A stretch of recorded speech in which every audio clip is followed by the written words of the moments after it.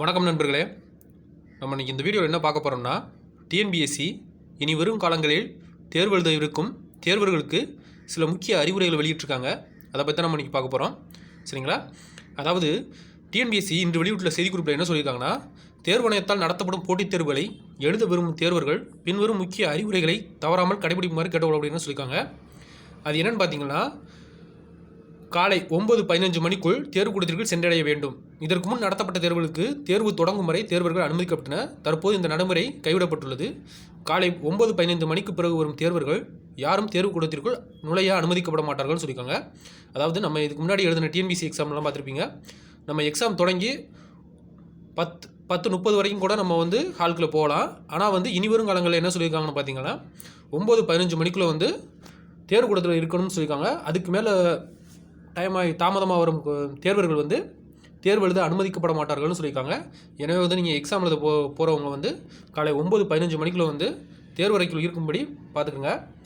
அதுக்கு அடுத்ததாக விடைத்தாள்களில் விவரங்களை பூர்த்தி செய்யவும் விடைகளை குறிக்கவும் கருப்பு நிற மையுடைய பந்து முனை பேனாவை மட்டுமே பயன்படுத்த வேண்டும். பென்சில் மற்றும் ஏனைய நிற மை பேனாக்களை பயன்படுத்தக்கூடாதுன்னு சொல்லியிருக்காங்க. அதாவது அதே போல தான் விடைத்தாளை நம்ம ஏற்கனவே ஊதா நிற மை மற்றும் கருப்பு நிற மை இரண்டையும் பயன்படுத்திக்கிருந்தோம். ஆனால் இனிவரும் காலங்களில் கருப்பு நிற மை மட்டுமே பயன்படுத்தணும்னு சொல்லியிருக்காங்க. எனவே கருப்பு நிற மையுடைய பேனாக்கள் மட்டுமே பயன்படுத்தும்படி பார்த்துக்கோங்க. அதுக்கு அடுத்தா விடைத்தாளில் உரிய இடங்களில் கையொப்பமிட்டு இடது கை பெருவிரல் ரேகையினை பதிக்க வேண்டும். இவ்வாறு செய்யும்போது விடைத்தாளில் மற்ற இடங்களில் மைப்படாமலும் மற்றும் விடைத்தாள் எவ்வகையிலும் சேதமடையாமலும் கவனமாக பார்த்துக்கொள்ள வேண்டும் சொல்லியிருக்காங்க. சரிங்களா? அதாவது புதுசாக என்ன சொல்லியிருக்காங்கன்னா, ஏற்கனவே நம்ம கையொப்பமிட்டிருப்போம். ஆனால் இந்த முறை என்ன சொல்லியிருக்காங்கன்னா, இனிவரும் காலங்களில் பெருவிரல் ரேகையினை, அதாவது இடது கை பெருவிரல் ரேகையினை பதிக்க வேண்டும்னு சொல்லியிருக்காங்க. அப்படி நீங்கள் ஃபிங்கர் பிரிண்ட் வைக்கும்போது மை மற்ற இடங்களில் தண்டாமல் பார்த்துக்கோங்க. அதுக்கு அடுத்ததாக வினாத்தாளில் உள்ள கேள்விகளுக்குள் ஏதேனும் கேள்விகளுக்கு விடை தெரியவில்லை என்றால் விடைத்தாளில் என்ற வட்டத்தினை கருமையாக்க வேண்டும்.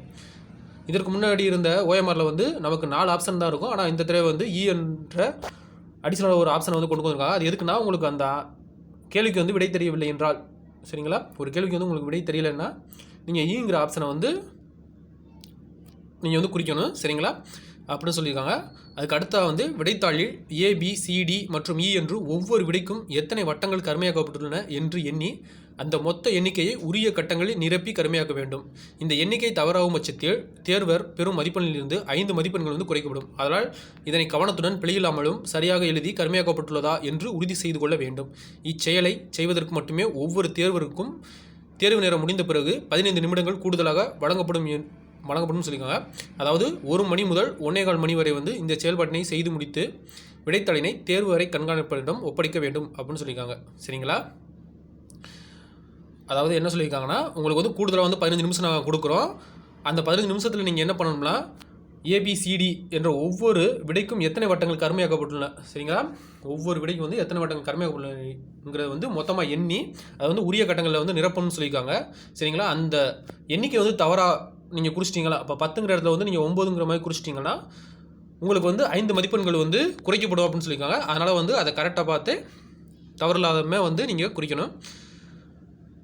மேற்கூறிய அம்சங்கள் தேர்வர்களின் நலனுக்காகவும் எவ்வித தவறுகளும் நிகழாமலும் தவிர்ப்பதற்காகவும் தேர்வாணையத்தால் அறிமுகப்படுத்தி செயல்பட உள்ளது அப்படின்னு சொல்லியிருக்காங்க. அதாவது எந்த தவறும் தேர்வில் எந்த தவறும் நிகழாமல் இருக்கிறதுக்காக இந்த நடைமுறையை கொண்டு வந்திருக்காங்க தேர்வாணையம் சொல்லியிருக்காங்க. அவ்வளோதான். நன்றி.